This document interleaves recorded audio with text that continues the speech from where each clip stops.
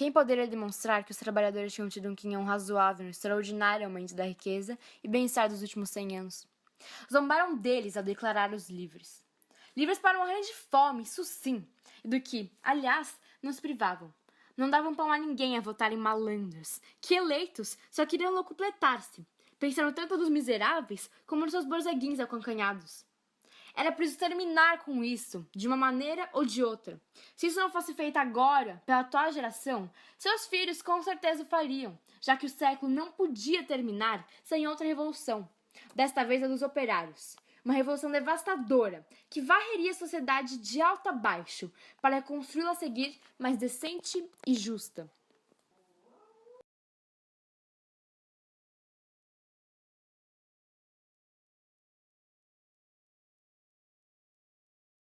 Construída em 1925 e inaugurada no ano seguinte, a Companhia Brasileira de Cimento Perus Portland foi uma das primeiras fábricas do Brasil.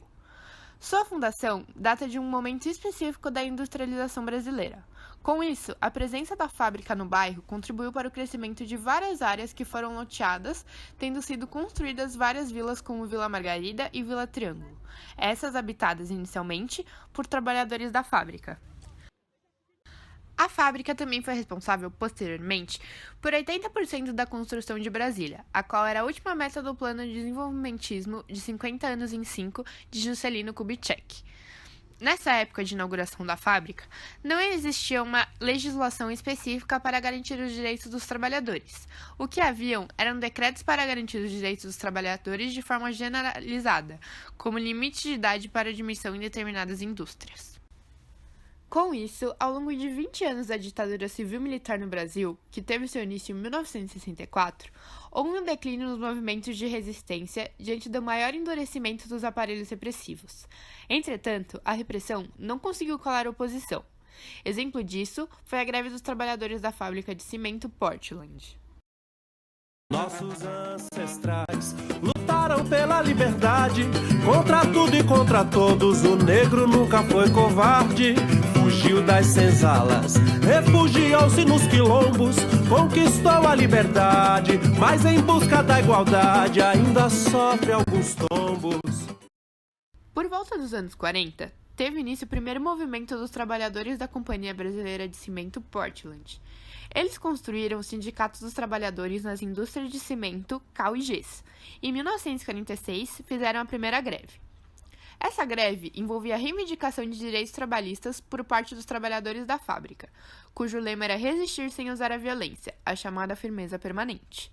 Essa forma de luta deu origem ao nome queixadas, nome este atribuído aos trabalhadores e que significa porcos do mato, que ao perceberem o perigo, reúnem-se em manadas, obrigando o inimigo a refugiar-se.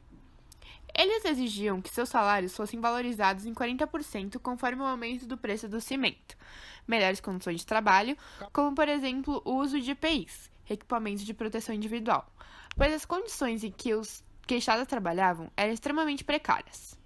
Durante o período de 7 anos, tempo total da greve, os trabalhadores fizeram diversas campanhas para arrecadar fundos, atividades que envolviam mulheres e filhos. As mulheres dos grevistas organizaram também uma cooperativa de costura para cobrir ausências dos salários, sem contar também que elas tiveram um papel importante na luta contra determinadas ações da fábrica, já que a mesma não se preocupava com o meio ambiente e com a saúde da população, pois através de seus fornos, que eram responsáveis por queimar o cimento, o pó se espalhava por toda a cidade, prejudicando a saúde dos moradores de Perus e a condição do ar, o que levou elas a se manifestarem. Com a greve de 7 anos, que terminou em 1969, foi julgada e em 1975 o governo federal pagou os salários da greve de 2.448 dias. Os trabalhadores saíram vitoriosos, tendo o patrão Abdala seus bens confiscados pelo Estado. Também os operários, juntamente com a população de Perus, lutaram contra a poluição causada pela fábrica, exigindo equipamentos para a eliminação do pó que saía dos fornos. Eu não quero viver assim, mastigar desilusão. Este abismo social requer atenção, foco, força e fé. Já falou meu irmão, Meninos mimados não podem reger a nação. Meninos mimados não podem reger a nação. Diante desse contexto, e tendo como base a luta dos queixadas, surgiu em 2005 a Comunidade Cultural Quilombaque, a qual é uma organização sem fins lucrativos e ergue-se a partir da iniciativa de um grupo de jovens, moradores de Perus, que concentram nos piores índices socioeconômicos e culturais, onde as maiores vítimas são os jovens. Eu consigo ver é só um terço do problema. É o sistema que tem que mudar. Não se pode parar de lutar, senão não muda. A juventude tem que estar afim, tem que se unir. O abuso do trabalho infantil, a ignorância faz diminuir a esperança.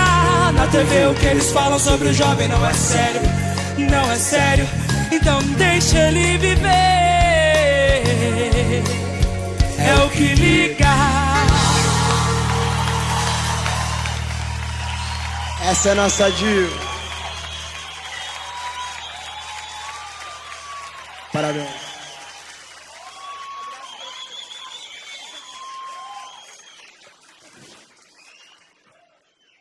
O conflito se estende em partes, até hoje, na comunidade quilombaque, que representa o legado dos queixadas e hoje tentam ganhar espaço na sociedade atual, que tende a rejeitar os periféricos.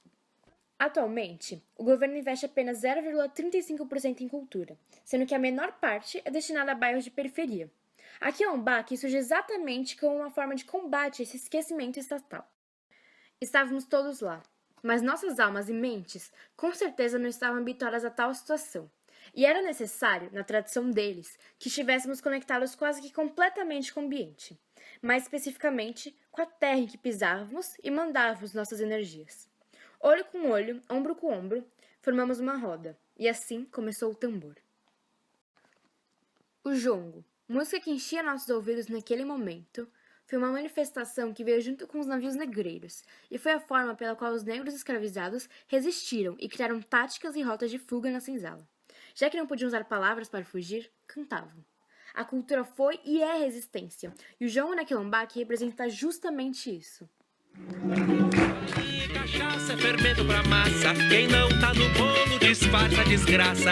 Sonho é um doce, difícil de conquistar. Seu padeiro quer uma casa pra morar.